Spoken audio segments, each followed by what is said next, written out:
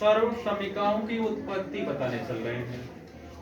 तो पहले नंबर पर हम लेते हैं a प्लस बी का होल स्क्वायर। क्या लिया जा रहा है? a प्लस बी का होल स्क्वायर। इसके बराबर क्या होगा? तो हम लोग घातांक वाले चैप्टर में पढ़े हैं, जैसे 5 पर 2 घात है, यदि 5 पर कितनी घात है? 2 घात है, तो इसको लिखा जाता है 5 गुणे 5। ये हो जाता है कि नहीं? होता है ऐसा। अगर 3 घात होता तो हम 5 गुणे 5 गुणे 5 3 बार करते।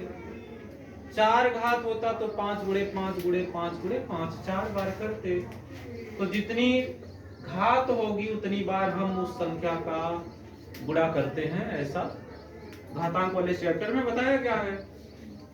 यहाँ पर 2 घात है तो हम इसको कितनी बार लिखेंगे? कितनी बार? 2।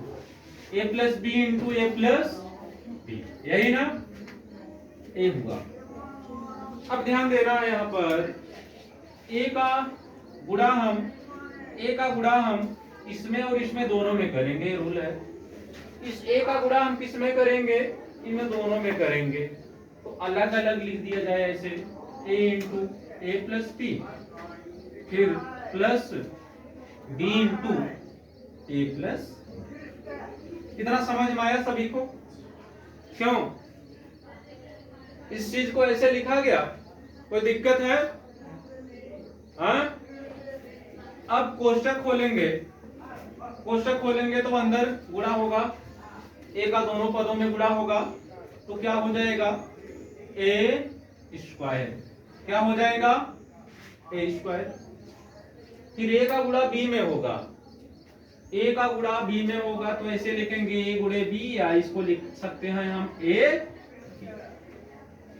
ना, तो लिख दिया गया a b प्लस b का गुणा हम किस में करेंगे? a में करेंगे। तो b का गुणा a में होगा तो क्या हो जाएगा? b a, या b a को हम और क्या लिख सकते हैं? a b, क्योंकि गुणा में क्रम विनिमय नियम लागू होता है। गुणा में क्रम विनिमय नियम लागू होता है, इसलिए b a को हम a b भी लिख सकते हैं। बात समझ रहे हैं? क्यों? कैसे? जैसे हम कहें 3 गुणे 4, 3 गुणे 4 कितना होगा? तो सभी लोगों को पता है कितना होगा? 12 होगा। और यहीं पर हम कहें 4 गुणे 3, तब कितना होगा? तब भी 12 होगा। कहने का मतलब यहाँ यह है कि गुणा में क्रम बदलने से उसके मान में कोई परिवर्तन नहीं आता है। चाहे हम BA लिखें, चाहे BA को क्या लिखें? AB, तो AB लिख दिया जाएगा।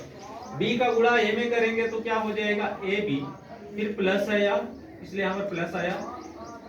अब B का गुणा किस में होगा? B में होगा।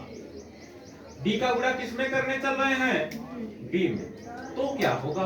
घातांक में यही पढ़ाया गया है, गुणा में यदि आधार बराबर हो तो घातों को हम जोड़ लेते हैं। गुणा में यदि आधार बराबर हो तो घातों को क्या किया जाता है? जोड़ लिया जाता है। आधार बराबर घात कितना यहाँ पर? 1 है, कुछ नहीं है तो घात कितना है यहाँ पर? कुछ नहीं है तो 1 है। आधार बराबर है कि नहीं? आधार बराबर है, बराबर है, तो घात को क्या करेंगे? तो b घाते 1 1 कितना हो जाएगा? 2, यानी b स्क्वायर।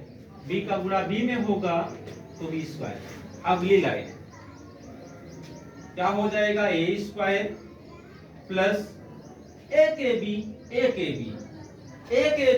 और 1ab, कितना ab हो जाएगा? 2ab हो जाएगा। 2ab, फिर प्लस कितना? b square. a हुआ इसका विस्तार।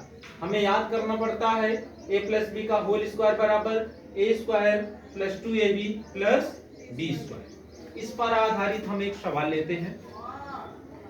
इस पर एक क्वेश्चन लिया जाता है। जैसे हम कह दिए, ये तो हो गया a प्लस बी का होल स्क्वायर बराबर, यह चीज अगर याद रहेगा तो हम डायरेक्ट भी निकालेंगे।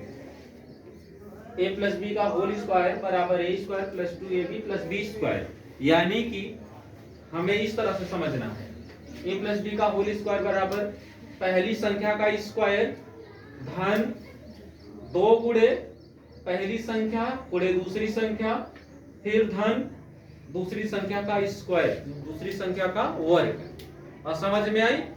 इस तरह से